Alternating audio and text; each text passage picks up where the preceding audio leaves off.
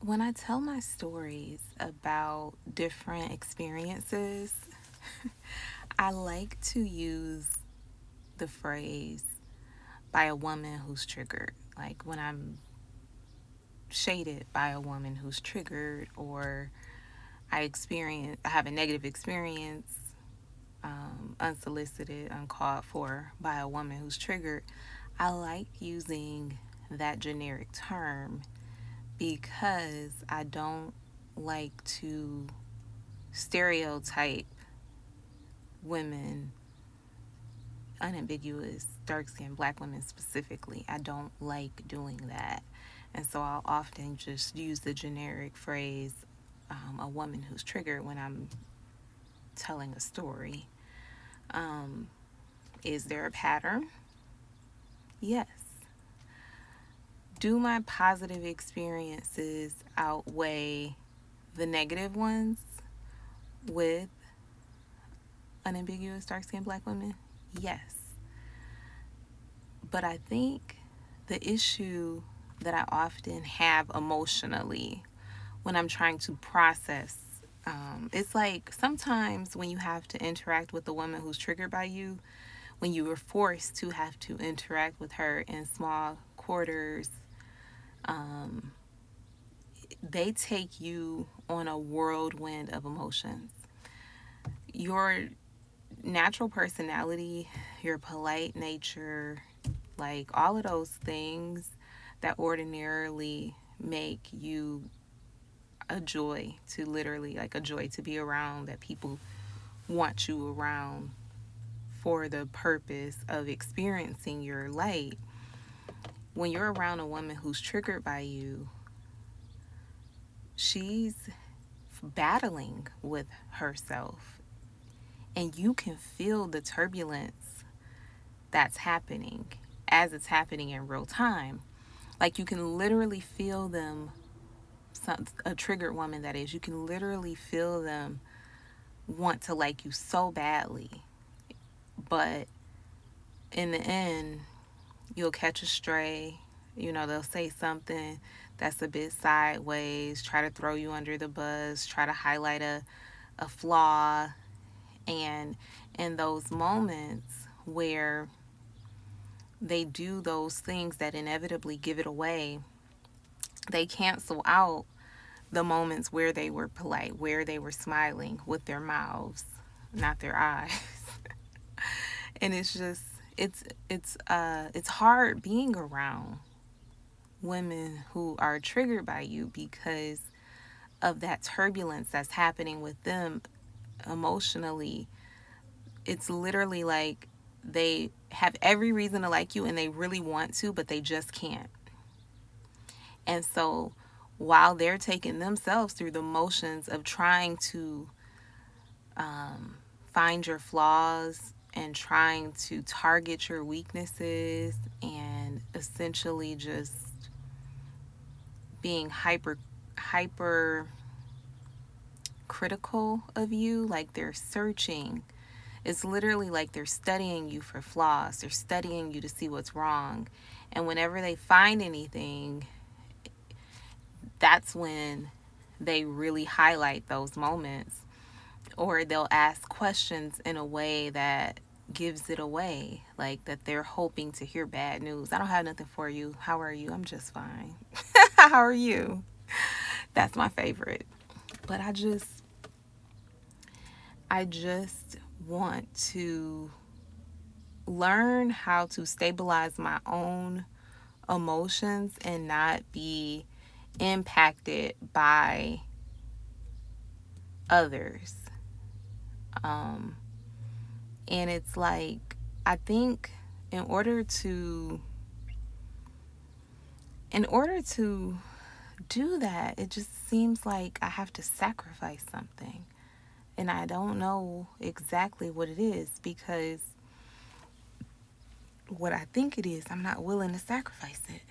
Um, I feel like in order for me specifically to not be phased by the problem, why the problem with being in close quarters with women who are triggered by you, but you're polite to anyways. Like, the problem is, first of all, it's forced interaction. You can't avoid it if it's at your job, for example, or if you're a religious person and it's at your place of worship. You can't avoid it. And in order to ready yourself for it, it's almost like the talk you have to give yourself.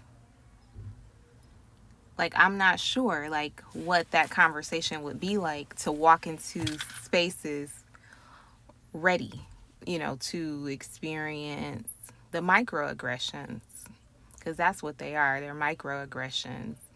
We often relate them to race, but any type of prejudiceness any type of prejudice that you experience for some arbitrary reason, you know, it's a microaggression.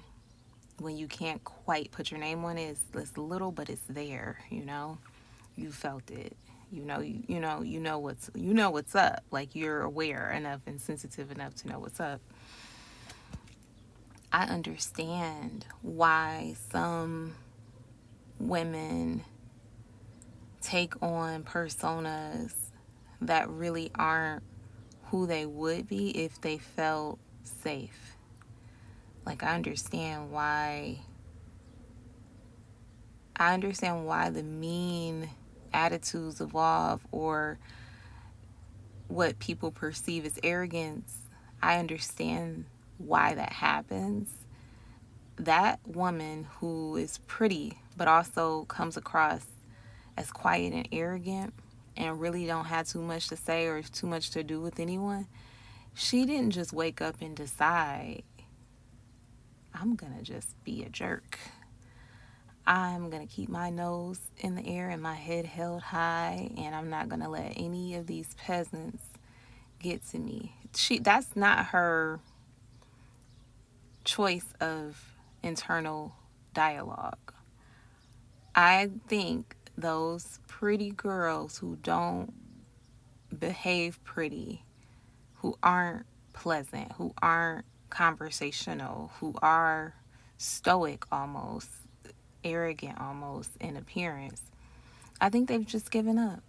I think they've decided that it's better to shut themselves off to the criticism and the unnecessary, like, opening themselves up for unnecessary criticism and unnecessary conversations that lead to them being treated unfairly, or unnecessary exposure or interaction with people. Like, they carry themselves that way because they have experienced so much unnecessary and arbitrary mean treatment, microaggressions, that they've given up.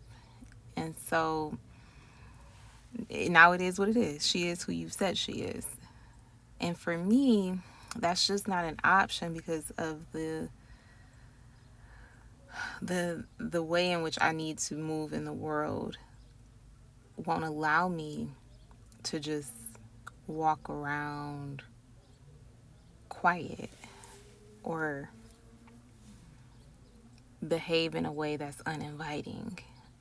Like my lifestyle just won't allow for that. And honestly, like, it really would be me absolutely giving up on women. And I think I would miss positive experiences if I were to carry myself differently just to avoid negative experiences. But sometimes those negative experiences, they just be so uncalled for and just so undeniable. Like, it's so bold that it's like you just can't pretend it didn't happen, If you are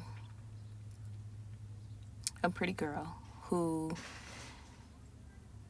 often experiences unnecessary mean treatment, how have you decided, like, has that impacted how you move in the world? What are you telling yourself that allows you to just be unbothered.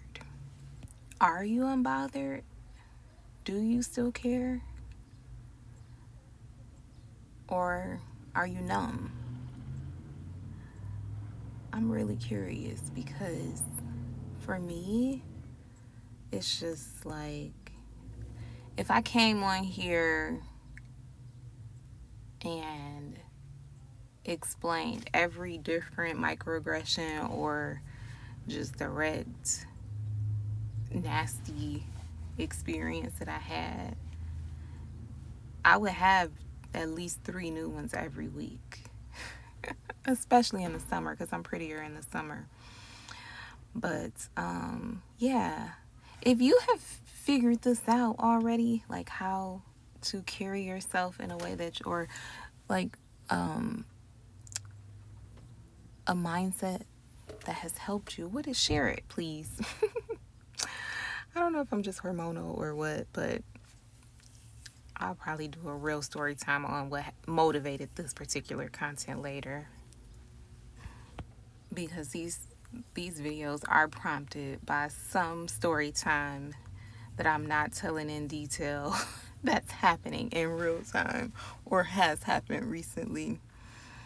But in any event, tell me your stories, please, and thank you for listening.